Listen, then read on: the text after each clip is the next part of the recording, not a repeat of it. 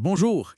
Aujourd'hui, on se penche sur un enjeu là, qu'on connaît pas mal tous dans nos usines, Mhm. les fameux goulots d'étranglement, tu sais, qui viennent un peu ralentir nos opérations. Ah oui? On en parle souvent, j'imagine, autour de la machine à café, mettons. Ben oui, c'est sûr, ça revient souvent. Puis pour y voir clair, ben, ça prend les bonnes infos, les bonnes données, j'imagine. Exactement. Sans données qui sont fiables, là, on opère un peu à l'aveugle. Ouais. C'est là que des indicateurs comme le TRG, Taux de rendement global, le TRG, oui, l'équivalent de l'OIE, on pourrait dire. c'est ça, ça devient vraiment utile. Avoir des chiffres précis là, sur la performance réelle de nos équipements, ben, c'est comme le point de départ pour comprendre où ça coince vraiment. OK, OK.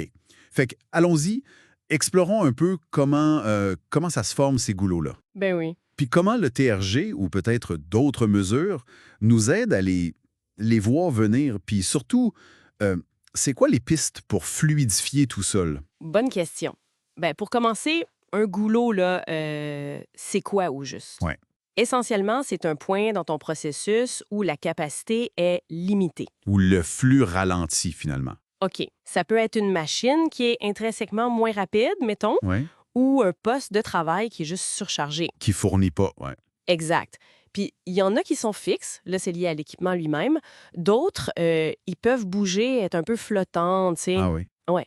Puis des fois, ben, c'est juste temporaire. Il y a eu un pépin ponctuel, puis ça crée un goulot pour un bout. OK, je vois. Puis les conséquences, on les vit pas mal au quotidien, j'imagine. Ah, tout à fait. La capacité globale de l'usine qui baisse. L'inventaire en cours qui s'empile partout.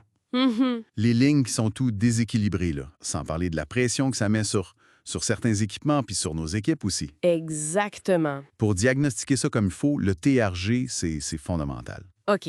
Ça nous donne vraiment une vue d'ensemble parce que ça recombine trois affaires.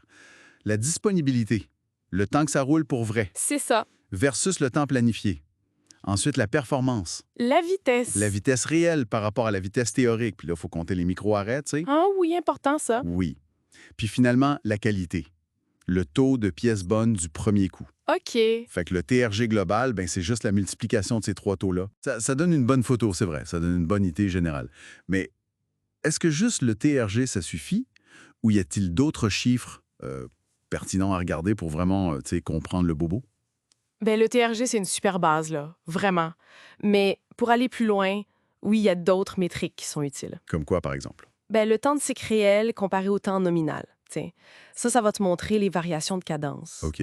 Le MTBF, le temps moyen entre les pannes, ça t'aide à évaluer la fiabilité de ta machine. Mhm. Puis le MTTR, le temps moyen pour réparer, ça mesure l'impact quand ça arrête. OK, le temps d'arrêt moyen, ouais. Voilà, ces indicateurs-là, ils aident à affiner le diagnostic, à comprendre pourquoi finalement ton TRG est ce qu'il est. Intéressant, intéressant.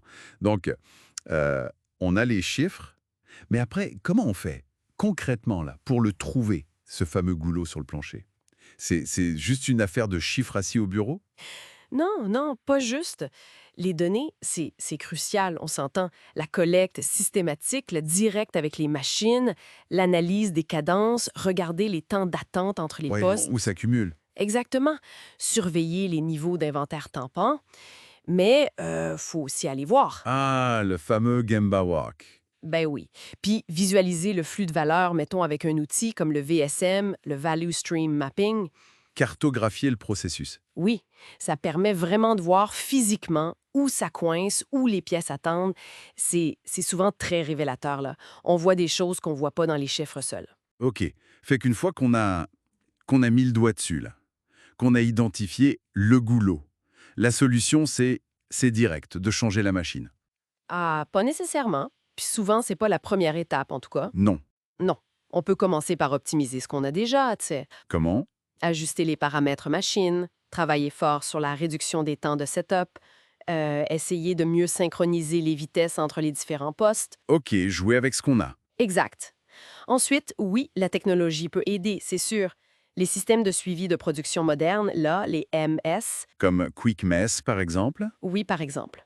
Ça donne une visibilité en temps réel sur tes indicateurs clés, KPIs, les arrêts, les ordres de fabrication, ou même des outils de business intelligence pour analyser les données plus en profondeur, chercher des tendances. On sent que ça dépose juste la machine elle-même, là.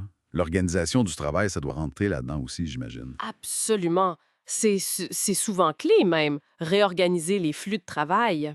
Comme mieux équilibrer la charge entre les postes. Oui, ou revoir la taille puis la gestion des zones tampons, là, ou l'inventaire à temps. Réduire les déplacements inutiles aussi. Mhm. Puis surtout, faut impliquer les gens, ceux qui sont sur le plancher, là, les opérateurs, les superviseurs. Ils connaissent la patente. Exactement. Ils ont une connaissance fine des opérations au jour le jour.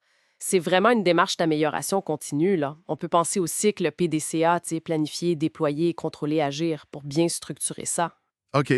Donc, si on résume un peu, s'attaquer au goulot, là, ça demande une approche assez structurée, Oui, méthodique. bien mesurée, avec les bons indicateurs comme le TRG, analysée pour trouver la vraie cause racine.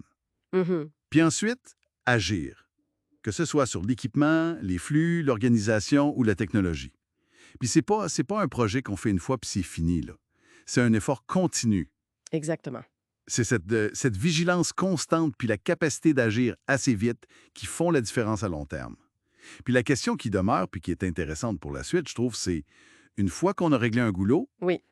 comment on peut anticiper où le prochain risque d'apparaître? Parce qu'il va y en avoir un autre. C'est Ah, c'est la nature d'un système, d'une chaîne. ah, c'est vrai ça. Fait que ça nous force un peu à toujours avoir une vision globale de la chaîne de production. C'est une excellente réflexion pour continuer à améliorer nos processus, effectivement. Merci beaucoup pour cet éclairage. C'était très pertinent.